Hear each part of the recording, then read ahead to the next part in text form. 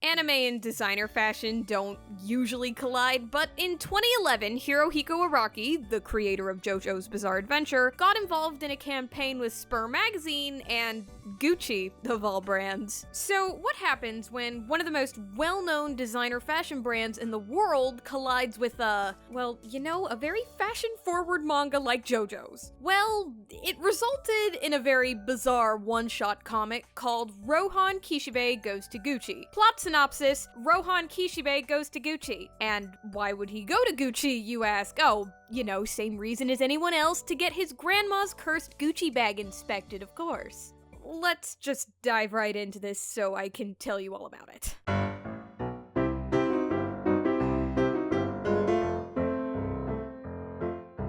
This not even 20-page spin-off opens up with a dramatic shot of Rohan telling us who he is and what he does. He's come all the way to Italy to get his grandmother's cursed Gucci bag inspected, but he's not here without help. Indeed, he's being accompanied by a rather pretty translator who he has the utmost confidence in. I know, because on the next page, it's just the two of them posing together. "I'm counting on you, interpreter," he says as she pretends that she's on a roller coaster. The poses, the colors, the quote, true to the JoJo's brand, everything about this page is so needlessly extra, and I love it. And speaking of extra, literally on the next page, our nameless interpreter has already changed clothes and has a coordinated pose with Rohan at the ready. But of course, Rohan reminds us all, posing is not what he is here to do. No, he's come all the way to this Italian Gucci store to get his grandmother's cursed Gucci bag looked at. But what exactly do I mean by cursed? Well, at the end, Rohan realizes that the bag is a stand, but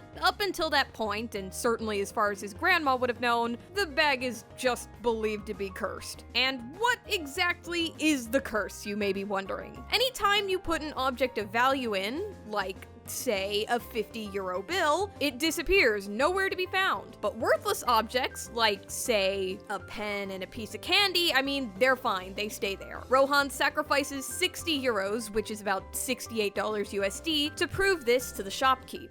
So, before I tell you about how the shopkeep responds to this, I want us to pause for just a moment to consider something. If you don't already, imagine that you're working a retail job, any retail job, doesn't matter, and then one day a customer approaches you and says, "Hello, you've sold me a cursed product that makes valuable items disappear into thin air. Let me burn €60 to prove it to you. I don't want a refund or an exchange, I just want this particular item repaired. Please help me resolve this dilemma I find myself in." So, how do you respond to that? Literally, how do you respond to that? In fact, do you even respond at all? This isn't the kind of situation that they train you for, and there's definitely nothing like this in the employee handbook. I guarantee it. To make matters worse, there doesn't seem to be any other employee or a manager around, so forget asking for help. So our shopkeep does what any retail employee reduced to their wits would do.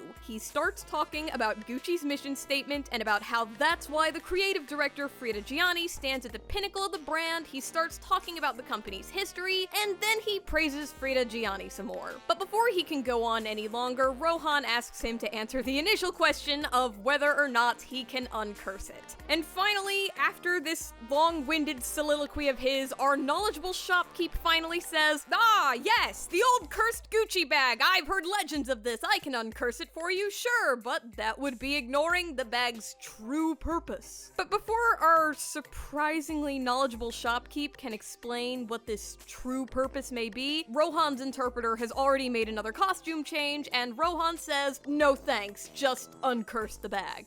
Well, alright then. So, the world's most overqualified shopkeep slash Gucci historian slash bag exorcist uncurses Rohan's bag for him. All is right with the world now, right? Wrong. Remember our speed dressing interpreter? Well, on the next page, Rohan is complaining about how she took him to the winery and stole his wallet, cell phone, and passport. For seemingly no reason, he couldn't use his stand to get them back. And now the sun is about to set, and Rohan has somehow gone from the winery winery to the middle of nowhere. He's lost, he's confused, he doesn't speak the local language. How could things possibly get any worse? And with uncanny timing, it begins to rain. But lucky for him, someone just happened to leave their Gucci umbrella out on this desolate road. So he makes a small fire. Literally, why? It's just raining, dude. Chill. Anyways, and then he finds his way to a hotel. Of course, they won't give him a room since he has no wallet, and honestly, it's a miracle in itself that he was able to communicate with them without an interpreter. Apparently, it never occurred to him to use his stand, which I imagine would be extremely useful in this situation, but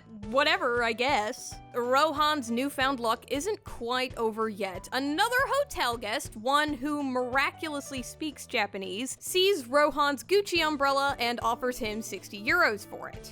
That's when it starts to hit Rohan. It's the 60 euros that he put in the bag earlier. The money that he thought was disappearing was just coming back to him in a different way. And that's the true purpose of the bag that the overqualified shopkeep was trying to tell him about earlier. And honestly, that's pretty pointless, isn't it? You can keep the curse on and get valuables you throw into the bag returned to you in some way, or you can have a bag that you can store your valuables in at all times. One of these items sounds a lot more useful and versatile than the others, but I'll stop myself there before I start to ramble. The man at the hotel desk tells Rohan that for another 50 euros he can eat at the hotel's restaurant, and Rohan begins to regret not throwing more money into the bag earlier and decides to just eat the candy that's been sitting in there the whole time. And thus ends Rohan's Gucci adventure. Though Araki's Gucci adventure wasn't quite over yet. I'll make a full video about it sometime soon, but for now, suffice to say, about a year later, Araki would do another one-shot for Gucci, but this one instead starred Jolene. But again, I'll give it its own full video sometime in the future, I'm sure. But for now, I think I've said everything I want to say about Rohan Goes to Gucci. Definitely one of the more memorable JoJo's one-shots out there, if nothing else for the idea that Gucci actually exists in the JoJo-verse. So to close this video off then,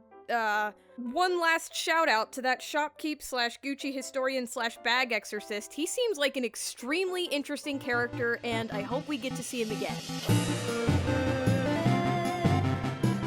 Fun fact, Rohan is my favorite character in Part 4.